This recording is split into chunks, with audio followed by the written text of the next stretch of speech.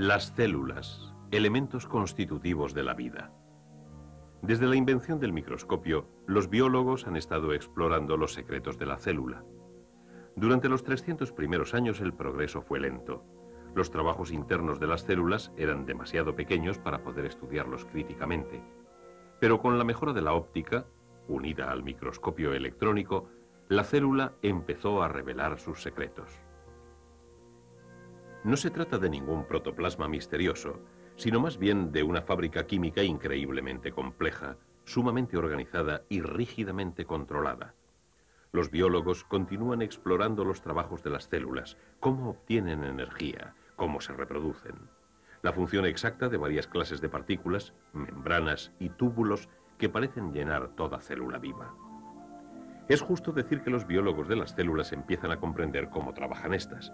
Sin embargo, permanece abierta una cuestión básica, la cuestión del origen. ¿De dónde vienen las células? ¿Cómo evolucionaron durante las primeras fases de la vida en nuestro planeta? Esta pregunta debe responderse si queremos entender plenamente estos elementos básicos de la vida. Rastrear los acontecimientos que ocurrieron cuando la Tierra era nueva es una clase difícil de trabajo de detective científico. Tan solo en los últimos tiempos se ha dispuesto de suficientes pruebas para intentar una reconstrucción teórica de la historia de la célula. Es una historia de descubrimientos imaginativos y sorpresas que tiene que empezar con las células más sencillas que se encuentran hoy día en la Tierra, las bacterias.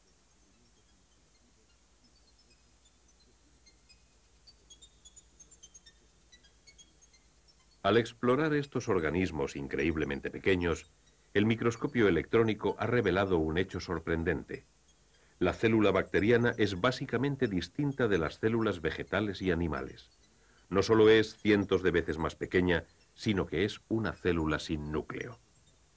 El término procariota se ha aplicado a las bacterias y otras formas de vida que carecen de núcleos. Aquí, pro significa antes y cariota significa núcleo, lo que implica que procariotas son células primitivas sencillas de tipo antiguo. A finales de la década de 1970, los científicos que trabajaban con muestras de rocas de Australia descubrieron pruebas de vida sumamente temprana en nuestro planeta. Fósiles de células parecidas a bacterias en rocas de 3.500 millones de años.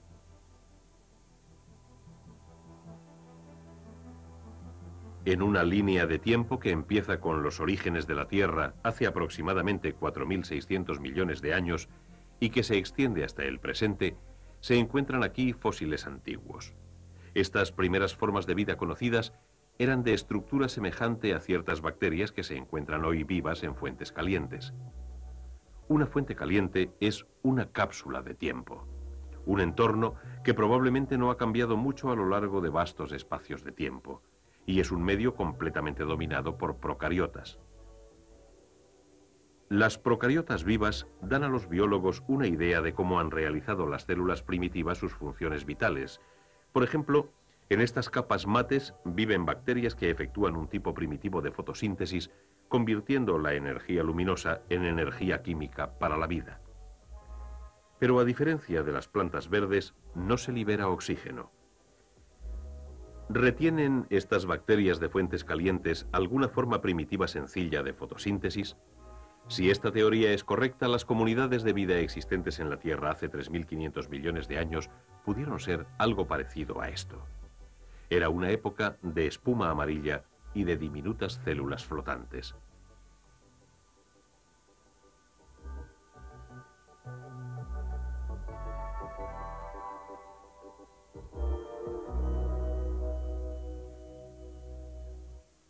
$1.500 millones de años pasan antes de que aparezcan pruebas de cambio en el mundo fósil. En este momento de la línea de tiempo, hace aproximadamente 2.000 millones de años, empezaron a aparecer nuevas sustancias químicas en las rocas.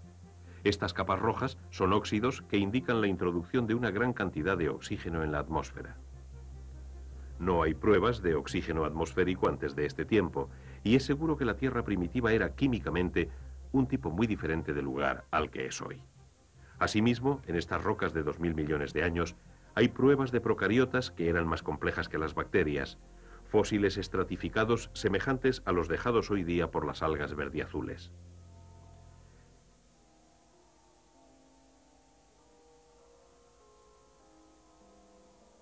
A diferencia de las primitivas procariotas, estas largas cadenas de células verdiazules efectúan fotosíntesis completas, en las que se libera oxígeno como producto de desecho.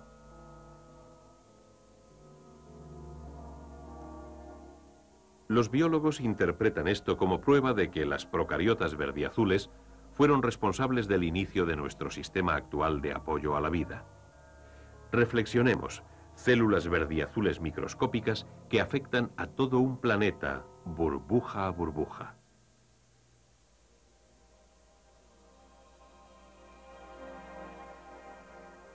El oxígeno producido por las procariotas tiene que haber sido venenoso para los organismos que evolucionaron en el mundo anterior sin oxígeno. Sin embargo, para los que fueron capaces de adaptarse supuso un beneficio considerable, una mejor manera de obtener energía de las moléculas alimenticias que utilizan oxígeno. Cuando una molécula alimenticia se descompone en el interior de una célula, la energía liberada es recogida por una molécula portadora de energía llamada ATP. Sin oxígeno, una célula bacteriana solo produce 2 moléculas ATP por cada molécula de azúcar que rompe. Con oxígeno, la misma cantidad de azúcar produce 18 veces más de ATP. Buena diferencia.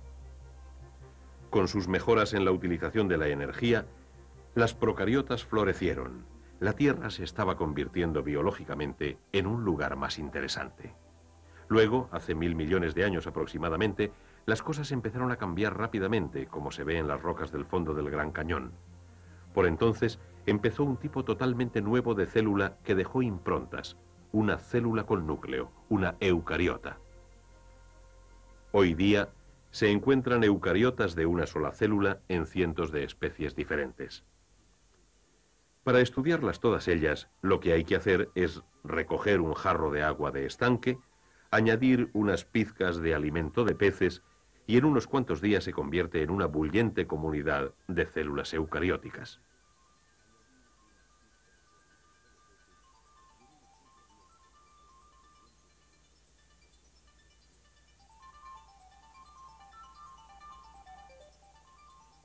Se da aquí un marcado contraste. Repleta de estructuras internas, una célula eucariótica es mucho más compleja que las diminutas procariotas que nadan en el cultivo. Las aguas de hace 1000 millones de años eran un laboratorio natural para explorar las posibilidades de esta nueva forma de vida celular.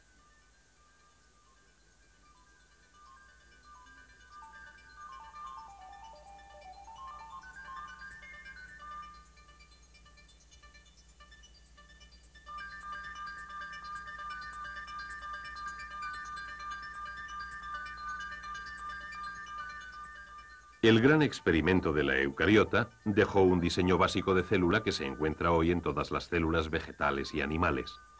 Sin embargo, se mantiene abierta nuestra interrogante. ¿Cómo se efectuó ese salto gigantesco en la complejidad celular? En busca de respuestas, los biólogos celulares están dividiendo las células y estudiando sus componentes por separado.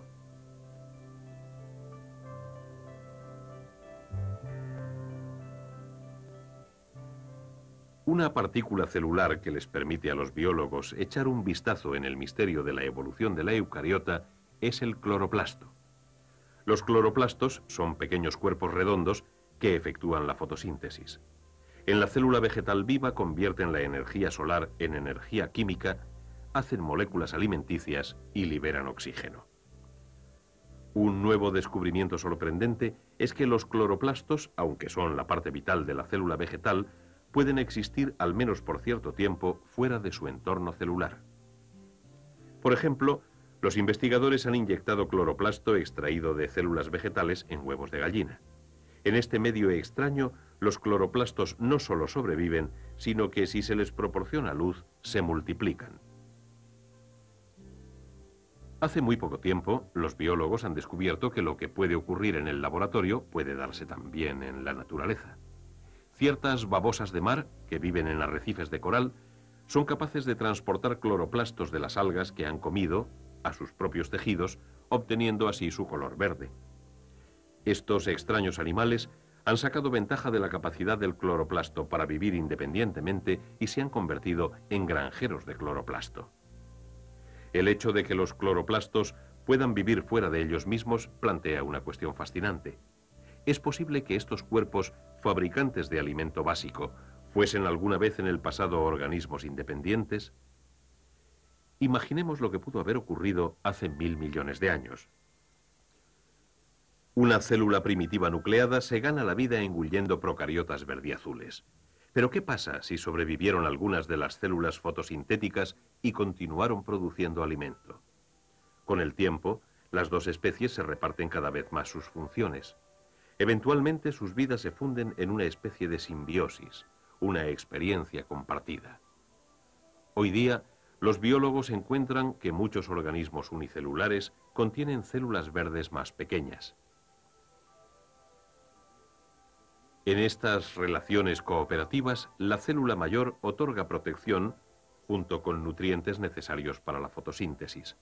Las células pequeñas del interior suministran alimento. Esta simbiosis entre la célula anfitriona y su pequeño huésped verde es sorprendentemente parecida a una célula vegetal llena de cloroplastos. ¿Surgieron los cloroplastos de esta manera, como procariotas fotosintéticas? Pero las relaciones simbióticas se pueden romper igual que se pueden establecer. Si la teoría simbiótica es correcta, podremos buscar células nucleadas capaces de vivir sin sus cloroplastos. Las pruebas pueden encontrarse en el charco más cercano que esté cubierto de verdín.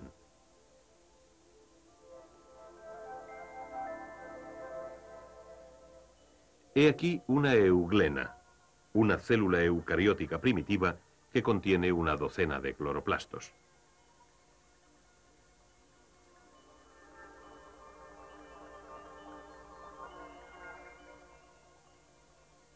Si se trata un cultivo de euglenas con antibióticos, empezarán a salir euglenoides claros.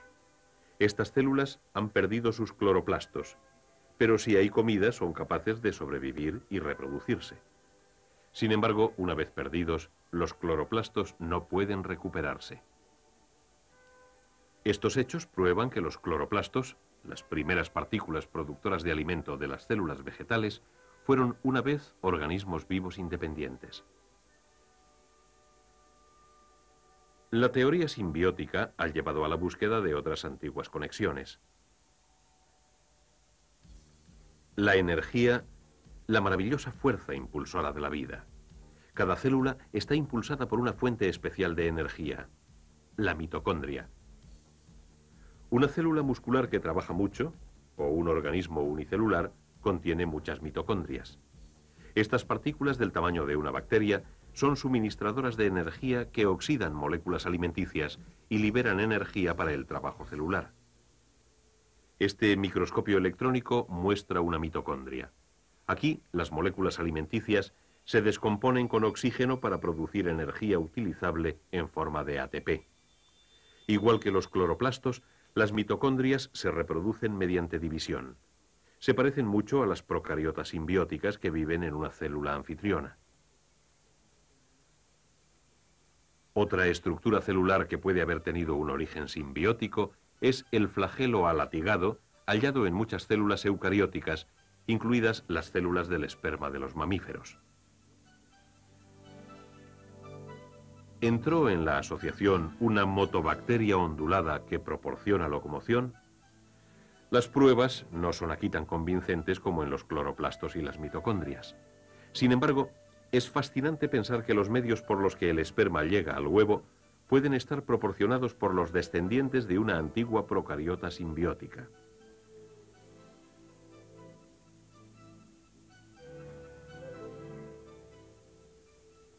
La teoría simbiótica ayuda a dar cuenta de uno de los grandes pasos dados en la historia de la vida: los orígenes de las células eucarióticas complejas. Con el desarrollo de la eucariota, tuvo que acelerarse dramáticamente el ritmo lento de la evolución. Las células formaron colonias sencillas, empezaron a comunicarse unas con otras y con el tiempo se convirtieron en organismos multicelulares, los antecesores de las plantas y animales modernos. Y así es como avanza nuestra línea del tiempo hasta el presente, Desde las primitivas células procarióticas de hace 3.500 millones de años hasta las eucariotas de hace 1.000 millones de años. ¡Cuán recientes somos los humanos! Las primeras pruebas de vida humana aparecen aquí hace unos cuantos millones de años. Nuestra propia especie es un desarrollo muy nuevo en la historia de la vida celular, una historia que los biólogos celulares están empezando a entender.